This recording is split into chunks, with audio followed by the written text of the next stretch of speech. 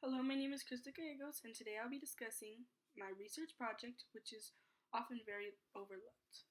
This is the risk that heated hairstyling tools pose on young children. Although these devices are a part of many families' daily use, many do not understand how severe these injuries can get. Throughout this presentation, I will outline the extent of the problem and explain why current solutions aren't always effective. Background. Between 2013 and 2022, the National Institute of Health and the Center for Disease Control and Prevention have reported over 30,000 injuries related to hairstyling tools. 68% of these injuries involve children under the ages of 10. These devices can reach up to 450 degrees Fahrenheit, which is hotter than a standard baking oven. Research shows that 72.3% of these incidents occurred in home environments, especially in bathroom counters. Some current solutions out there right now. The first one is a child lock. A child lock is used to protect all the items underneath the counter or a cabinet, and it helps not have the children go around touching all the things, and it provides a safe place to put all them all. The problem with this is that you cannot put a hot tool under there because it can cause fire, and it's just a bigger risk itself. The next is a 60-minute auto shut-off feature. This 60-minute auto shut-off feature is very good because it is very helpful for people that leave these tools unattended, and it'll shut off after 60 minutes. But after 60 minutes is still a long time, and it can allow a kid to still go and grab the item. The next is a retractable cord. The retractable cord is very good because it'll allow the wire or the cords to not be hanging out so much, allowing children not to be able to grab them as easily as they usually do. My problem statement. Between 2013 and 2022, hairstyling tools were linked to over 30,000 injuries. According to research from the National Institutes of Health and the Centers for Disease Control and Prevention, alarmingly 68% of those injured were children under the age of 10, with 97.4% of the injuries caused specifically by hair curlers and curling irons. Most incidents occur at the home, often due to devices being left unattended on bathroom counters. These tools can reach to temperatures up to 450 degrees Fahrenheit, typically resulting in second-degree burns among young children. My purpose. The purpose of this presentation is to raise awareness about the dangers that heated hairstyling tools present to young children.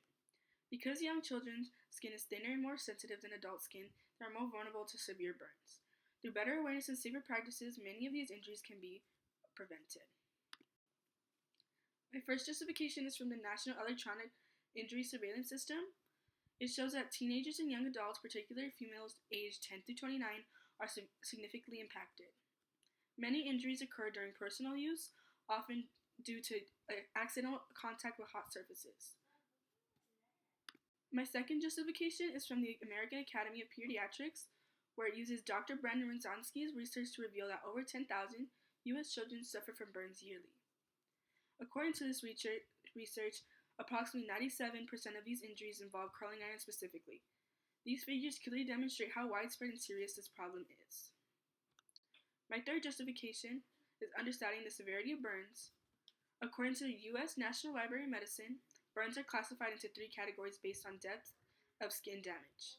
First-degree burns only affect the outer layer of the skin. Second-degree burns extend into the deeper layers, damaging both the epidermis and dermis. These burns cause intense redness, blistering, and severe pain. They often require medical treatment and can lead to scarring.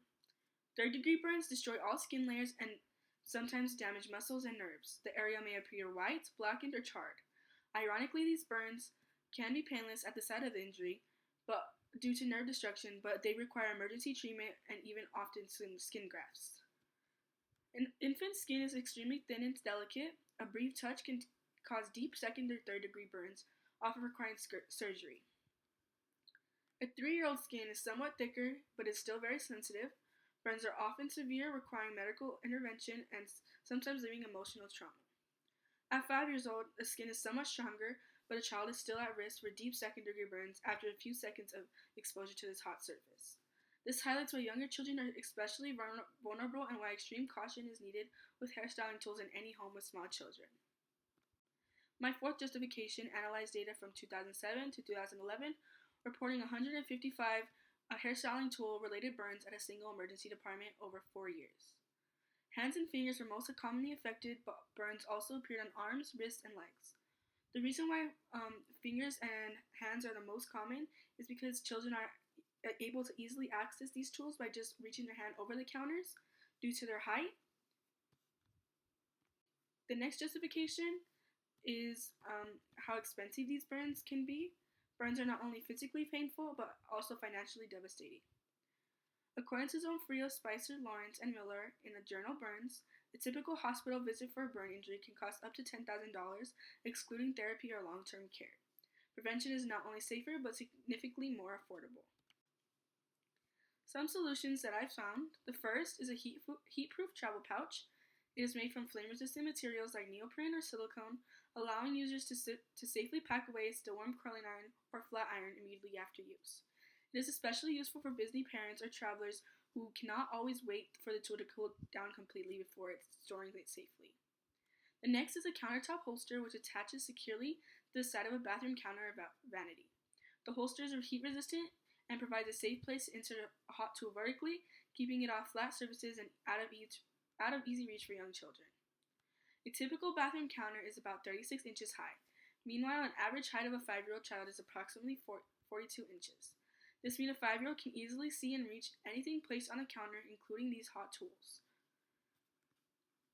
The next is a heat-resistant mat made of silicone, which is designed to withstand high temperatures up to 450 degrees Fahrenheit. It provides a safe, non-slip surface where hot tools like curling irons or flat irons can rest without damaging countertops. The mat also prevents the tool from sliding or falling, reducing the risk of accidental burns. This tool is very helpful because it doesn't allow for the mat to slip off, burning the feet or the legs, but it is still accessible to many children because of the height of the counters, and the children can still easily touch these tools. The next solution is a combination product that includes a heat-resistant mat and a built-in holder. The curling iron or straightener rests on the mat while cooling down and can also be stored upright in the attached holder. This design saves space and provides extra security against accidental burns, and it is very helpful because it has a hook that can be used and can be hooked onto a higher surface where children cannot reach. But also the cord is still hanging out, which is hard because it can also pose a bigger risk because the children can pull the wires off. Another example of a heat-resistant silicone mat, this version features raised ridges or grooves, which allow better airflow and cooling around the hot tool. It prevents the device from slipping off the surface, providing extra protection for both the countertop and any nearby children. This tool is very good because you can use it for 2 uses. You can use it as a traveling pouch, or you can also just use it as a mat. It also has a very cool pattern on it that allows it not to slip off. It is also open so the children can pull the cords out again. This is my similar solution matrix. The specifications I used was heat resistant, durability, weight, portability, maintenance, versatility, price, and child accessibility/safety.